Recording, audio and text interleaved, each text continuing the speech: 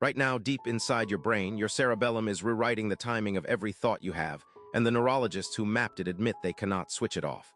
For decades, you were told this structure only handles balance and movement. That was incomplete. It has a second job nobody put on the diagram. A hidden job.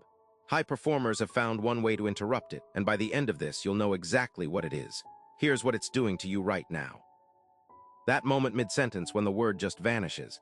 That flash of dread before you've even registered a threat. That clumsy fumble when someone's watching you perform under pressure. You've been told that's stress. It isn't just stress. It's a timing error generated in real time by a structure the size of a fist tucked beneath your cortex. Every thought you form has a predicted shape and a predicted speed. When the prediction slips, even by milliseconds, your mind registers it as chaos.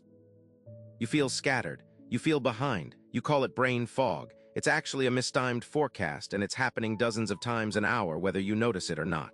Here's the part that should unsettle you. The cerebellum isn't just moving your body, it's running a forward model of your entire mind. It predicts what a movement will feel like before you make it. It predicts what a thought will resolve into before you finish thinking it.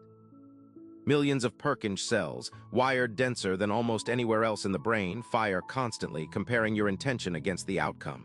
When intention and outcome match, you feel fluent, sharp, in control. When they don't, an error signal fires, and that signal doesn't stay quiet. It spreads into the regions that handle mood and attention.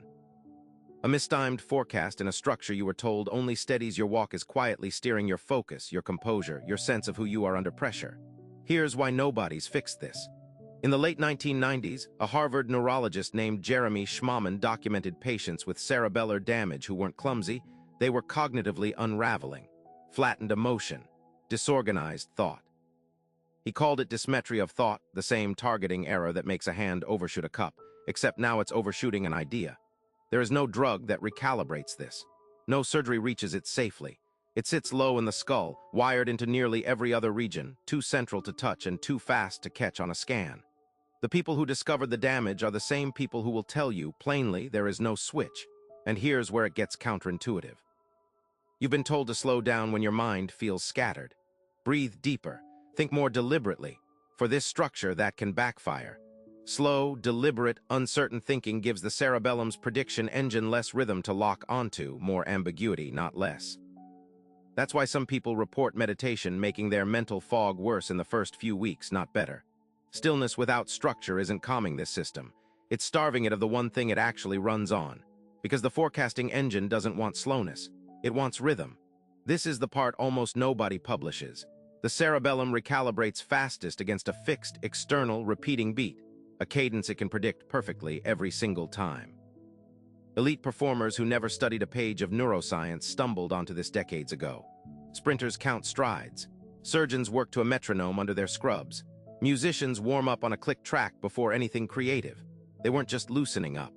They were feeding their prediction engine a signal it could match without error, over and over, until the error signal went quiet and fluency came back online.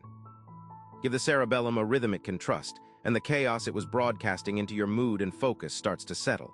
Not because you tried harder, because you gave it something predictable to lock onto. Tonight, before anything that demands focus, a hard conversation, a late work session, a decision you can't afford to fumble, spend 90 seconds on a fixed external beat. A metronome app set to 60. A slow, even 4-count walk down a hallway. Steady taps on your leg, evenly spaced, nothing clever about it. You're not relaxing. You're recalibrating a prediction engine that has been quietly misfiring all day and giving it the one thing it was designed to trust. But the cerebellum isn't the only region running a hidden model of you without your permission. Deep in your temporal lobe, another structure has been quietly rewriting your memories every single time you recall them. And what it changes, you'll never know was different.